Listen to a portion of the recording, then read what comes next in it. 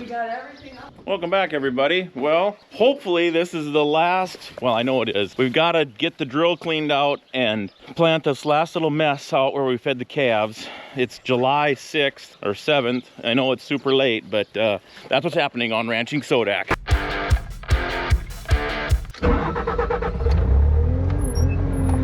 So there's a low tire on this thing, first off, but bale feeders and some other miscellaneous things out there, some panels. It's full of weeds, but I want to get that drill cleaned out. We're going to plant what's left in the drill, throw a little more corn in there, some turnips in there. I did go up to the miscanthus yesterday and we planted that food plot. I was waiting for my pumpkin seeds and they finally showed up. So you want to go, well, just go up there right now, check it out, and then come back and we'll get this other stuff planted. Miscanthus update for all you guys that paid attention in that video about when we planted the trees. Stand by this miscanthus grass. So if you don't stretch it, so here's one right here. Single strand, single stalk coming up. It's probably 3.5 feet tall at the tip.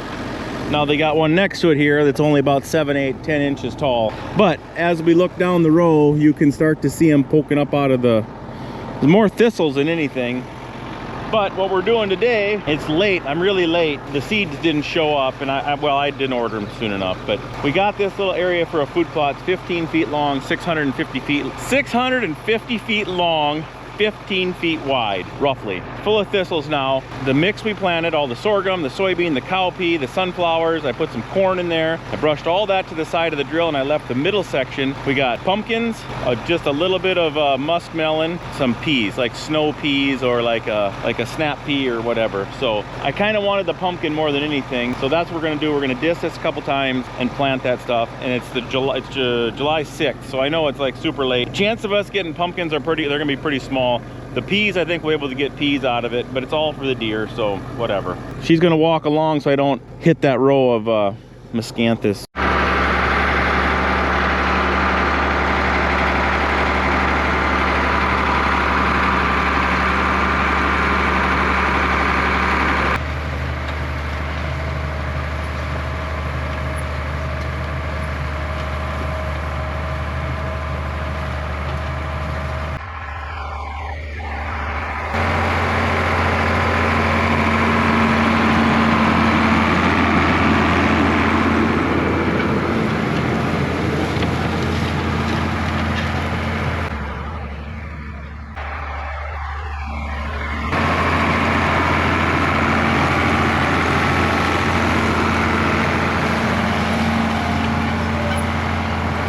well, the case, the old girl, she popped right off, started up, and the ground is ready. So I ordered this from Harris Seeds. Just got on the old Google machine. So these are pea something raw, not sure. Anyways, it was like 60 bucks for all this seed. I got a whole pound of pumpkin seed, which that's a lot. I think they said there was like, I don't know, 3,000 seeds or something there. So I'm only put like half of that in. I'm gonna put all the peas in, and then I got just a handful of sugar cube raw, untreated, like a little muskmelon. Short day, little muskmelon. I'm gonna put all that in there too. It's like those things where you buy $75 worth of seed and you get $12 worth of fruit out of it, is what we're hoping for. We're just gonna try it. I want a spot over there where we planted the trees. We'll go look at that next. I'm not gonna disc that. I'm gonna just no-till that. It looks like there's less weeds over there. The seed that's still in here, you can see it's got a little bit of everything yet. But like I said, we're gonna brush the middle part out and put these seeds just in the middle. Or what? These are for eating. Yeah. Fresh right off the plant. Great for salads or... Yeah. Okay, it's not much in there, but now we've got 2 kinds of sorghum, forage corn, soybean, cowpea, sweet peas, muskmelon, pumpkin, soybean. So that's enough stuff in there. She's gonna ride back there and kind of watch those cups because there's not a lot of seed there, you know. Once we start coming back, I'm gonna plant down and back, and then we'll go over yonder way and clean out the drill, plant it on that other piece, and hope for the best.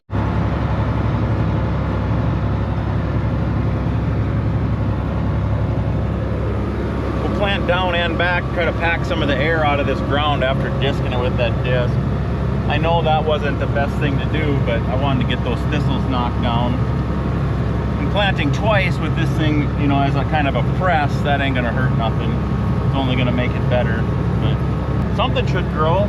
But next year I want to do this earlier. Obviously this will be ready to go, and we'll come up here and do this first, probably plant all this food plot business first.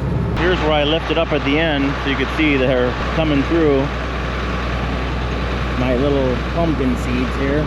She said there won't be much left to go back, so well, there'll be the sorghum stuff. Right, but none of it. So that worked out pretty good. We got rid of that whole, for the most part, the bulk of it in one pass. So now we're just going to cover it up with our sorghum and regular mix.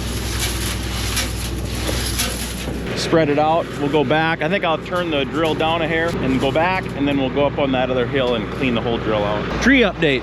They look good. I don't know what they planted in this row, but it's like every other one. Those might be box elder, and then that may be a different one, like every other one.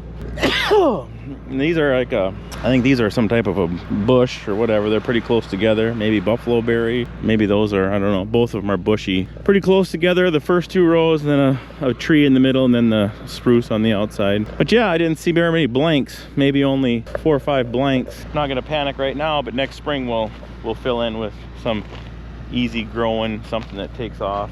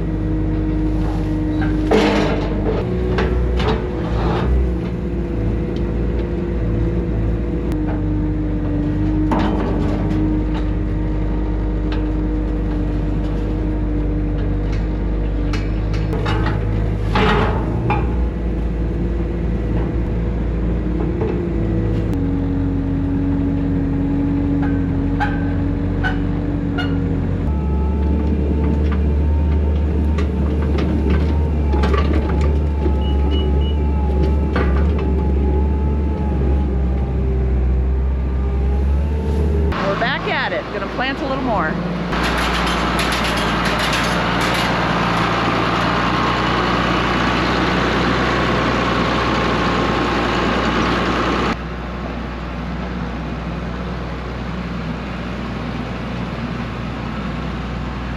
I'm running low on seed, but we're adding a few more things. I'm gonna add a couple of gallons of wheat, and we're gonna add like a half a coffee can or a coffee can of turnips. Turnips, wheat, corn, 2 kinds of sorghum, soybean, cowpea, sunflower, pumpkins, muskmelon, and peas. So that's 11. I think we're up to 11 different kinds of seed now. 11 or 12. Unless you find some more stuff in there. The Heinz 57, 11.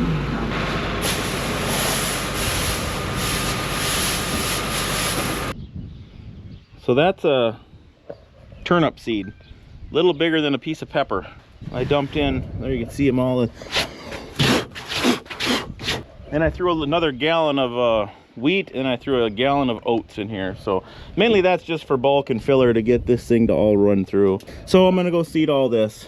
So we got about 13 different things in there. The plan is I used to disc that and really try to get it all leveled off, but what would happen is you just hit the hard pan and the cattle would mud through that first top 4 inches, and that would all just erode.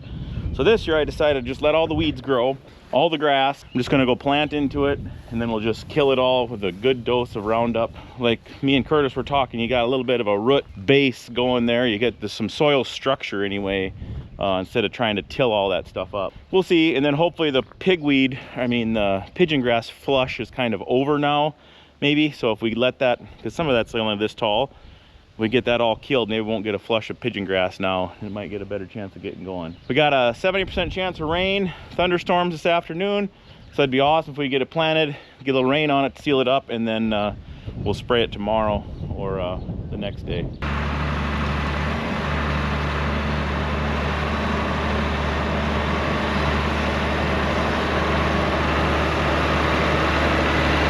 You want to go on the backside of those trees and pick up some sticks around there? It's like 25-30 feet behind there, and there might be some big I can plant through there. And let's see how it goes in the ground. Perfecto, we're getting down there. I think I'll make so I've got all the big area done. All this is done. What I haven't got done is around this tree pile. Sassy Pants was picking up some stray sticks that were sloughed down there. That's pretty fertile around that, and slightly protected by the sun on the back side of there. So I was thinking I would add my pumpkin seeds. I got just a handful left, and put more pumpkins back there, hoping they'd have a better chance if they were kind of half shaded or it doesn't get quite so hot. And they're kind of like a greenhouse effect between the trees and that tree pile. I think I have too much seed yet in here, so I better make one more hot lap around and then come back and pumpkin it up.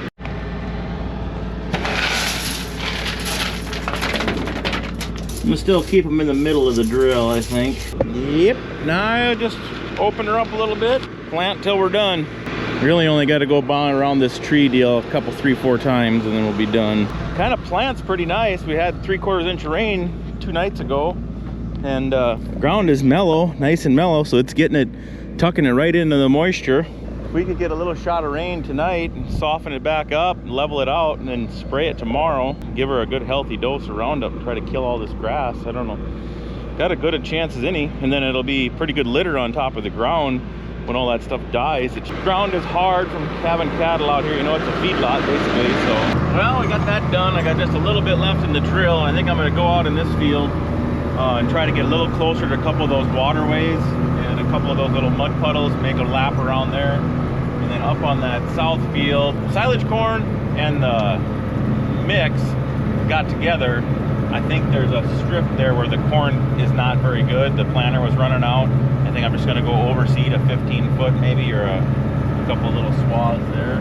We'll see how much I got left in the drill, but I know I got a couple of pockets out here that I can get a little bit closer to. I might have made more of a mess and did any good. There's quite a bit of water hemp coming after this deal. I don't know, that, especially in the low spots, this field is really wet.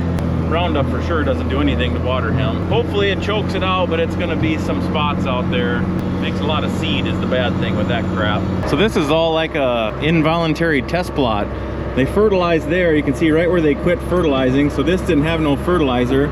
This ran out of corn seed and didn't get planted, but it got sprayed. And then we got it sprayed with, probably had some residual broadleaf control. So who knows if any of these soybeans or sunflowers or the pumpkins or any of that'll grow. You can see we got a full 40 foot here that was getting missed. I guess we're running over a little bit of that corn there. So this is kind of gonna be a mess, a waste here. But we're just gonna, I'll replant down and back, and hopefully it cleans my drill out. I see some corn coming ahead. It might be getting a little better. Maybe I'll be able to turn around here. But you can clearly see what a corn looks like where it's had fertilizer, no fertilizer. Well, we did pretty good. We only got probably, I don't even know if we got a whipped cream bowl full of seed left. The rain is still coming. It looks like it's splitting. It looks like the bigger piece is gonna be just in the, right into North Dakota, but we're probably gonna get a little bit. One thing about when you're cleaning out your drill, after you get it all cleaned out or vacuumed, make sure you go out in your yard and lower it down and drive so all those tubes that are goosenecked right now all dump that last little bit of seed out. You don't want to leave that in there for the mice, or if it does get wet, it's a huge mess. So always go drive your drill 50, 60 feet, let them tubes empty out.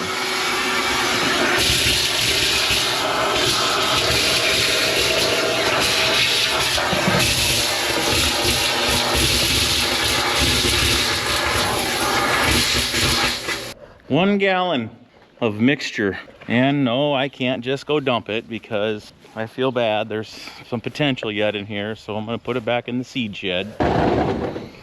We'll let the mice and rats sort through it for a couple years, and then we'll dump it in some mix, and then it won't grow. But these are all seeds that didn't amount to nothing.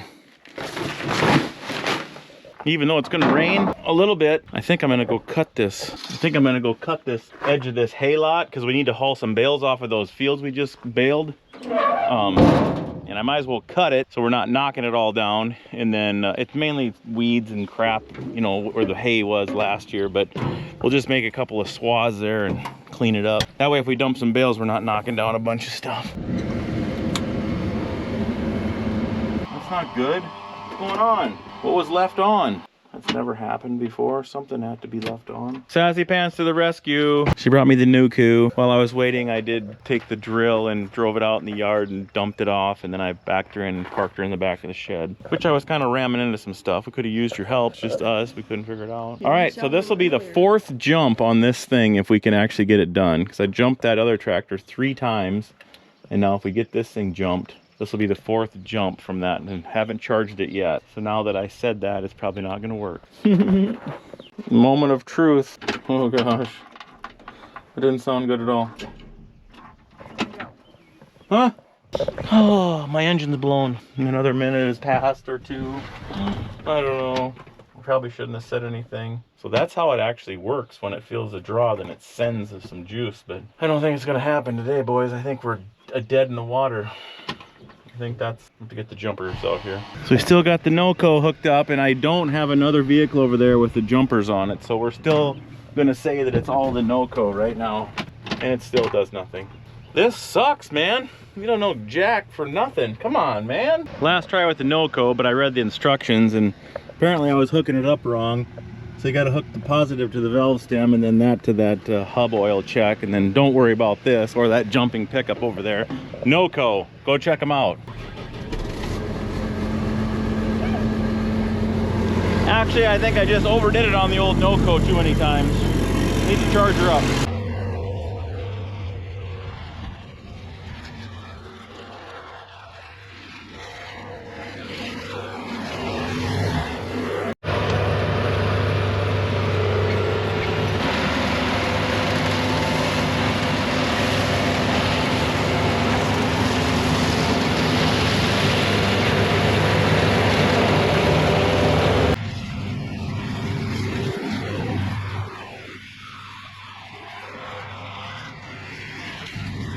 We're all lined up, ready to go, but so is the big dark blue cloud coming at us.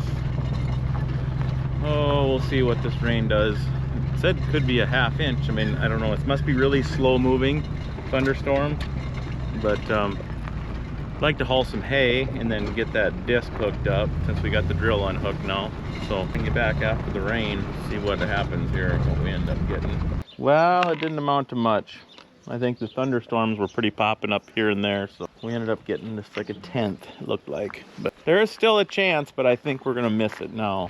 I'm gonna go line up some bales, and I think we'll go hook the disc up for Sassy Pants. She can start discing that really bad field.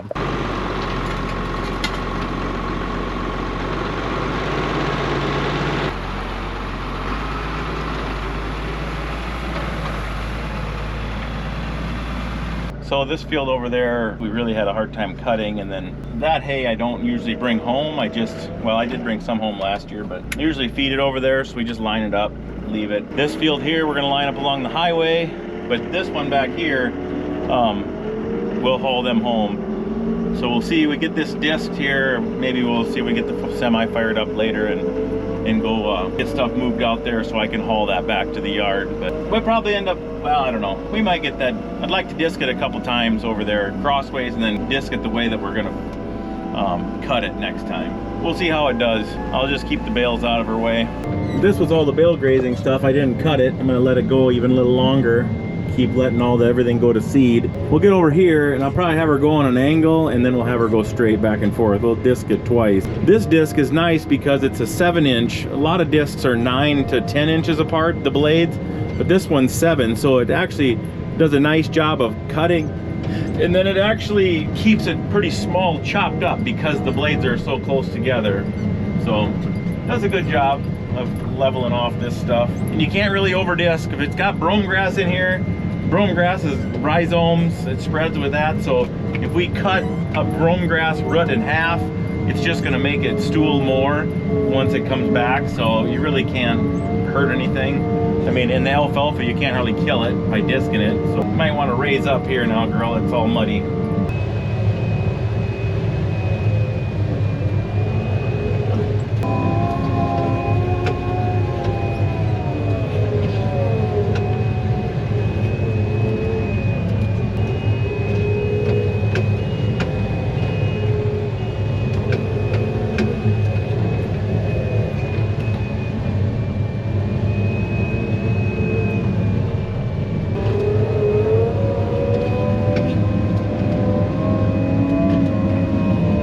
Well, I got my job pretty much all done. She's made it over about half of this.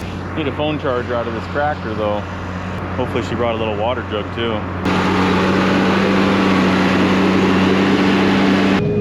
Well, I'm out of here. She's gonna keep scratching along. We'll go over along that field along the highway, and those bales, I just bring them up by the highway and line them up so the bale bed can grab them. Work on them.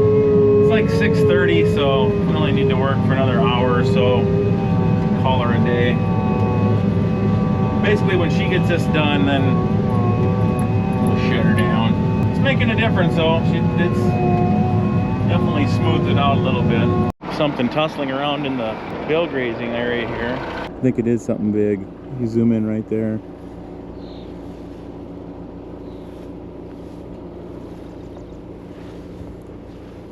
I don't really want to get sprayed. You could see here, that's barley that grew up. We're standing here, it's, you know, not waist high, but thigh high or better. But what these skunks and critters are doing in here is they're doing the grub thing. This is a terrible example. This is a slough bale. You can see all the cattails, rushes that are in here. This will take probably 2 years to sink down. But where like a barley bale was, it's already gone for the most part. What that skunk is doing in here is he's going and he's flipping these over and he's getting those big white grubs. Yeah, that's definitely his trail right here. He was just waddling through here, working his way. This was quite a bit of residual, but you can see those yellow spots out here. That was all barley bales. And then we got quack grass. I don't know if this is quack or intermediate. I think this is quack. Intermediate's a little bit more blue, bigger, taller. Well, like this. This is intermediate, I think. If I was to guess, I think that's intermediate. And then I think this is quack. Either way, a lot of stuff out here for everyone to enjoy. Of course, brome. You should go back and find that clip when we were soil testing with Grandpa up on that hill. That's what it looked like. And now this is what it looks like 60 days, or yeah, probably 60 days later. This knob is 8 acres, roughly 8 acres, and I've done it 2 winters in a row for a combination of just close to 600 full-size round bales fed on this. And you look at this ground, and it's, I'll dig down here too. Show you how much we got for coverage, but not a terrible amount, maybe 2-3 inches. And all these sprouts are probably barley sprouts right here coming, and then these roots could be plants from last year, but all these new ones are barley. A lot of the hay I fed was barley this year. I had a question for my Canadian viewers, maybe all over, I don't know, but this is canary grass. And has anyone grown canary grass, just a field of canary grass to combine? And then if you did, what do you think of it? How hard was it to grow, and how hard was it to combine? Because canary grass comes back every year, and I was thinking, would the straw, after you combine the seed, could you use that for feed? And my little bit of research I did on it, it sounds like it's something that grows up in Canada. So I'm kind of leaning on you guys a little bit to any tips or tricks. And then the other thing is I'm kind of half tempted to put a little bit of canary grass seed in my new hay seeding, because it seems like it'll grow here even on top of the hill. I know it's a water type grass, but right there it's on top of a hill and it's growing just fine. Big cluster of it. Anyways, let me know.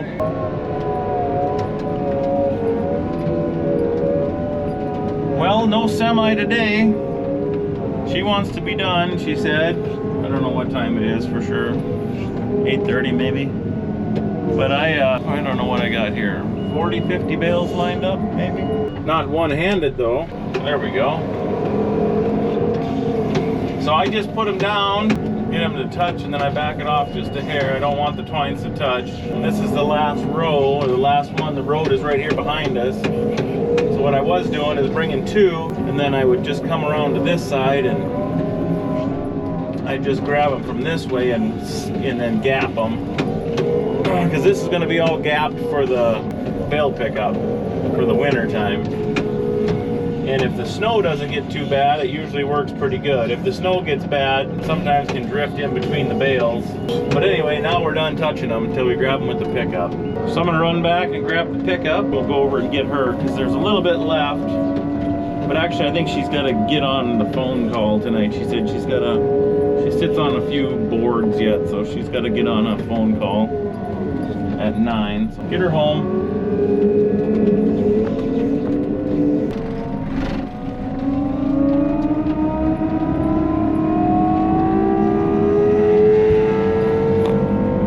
When Josh and Wesley were over here getting those yearlings, he asked me about the Merlot fix on the AC. If you remember back, I had bought a special AC barbed fitting for AC lines, for rubber lines, but the clips needed a special tool, which I didn't have. So I substituted it with, I think they were 1-inch pack crimp tool, or crimp clamps, and I had the tool for that. And he sucked it out and filled it up with Freon, and it's been over a month now, and it's working good. So I'm sure that's fine, obviously, because the clamps that they sent were pretty chintzy, but they had a special clip tool that you needed to pinch it to lock it. But anyways, let's go grab her and see what it's looking like. It was looking pretty good when I left. What's up, Sparky?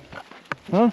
All right, thanks for tuning in. 3,000 pumpkin seeds went in the ground the last 2 days, so we're a little late, but I think we're gonna have a pretty good Halloween. All right, we'll catch you on the next one. Peace.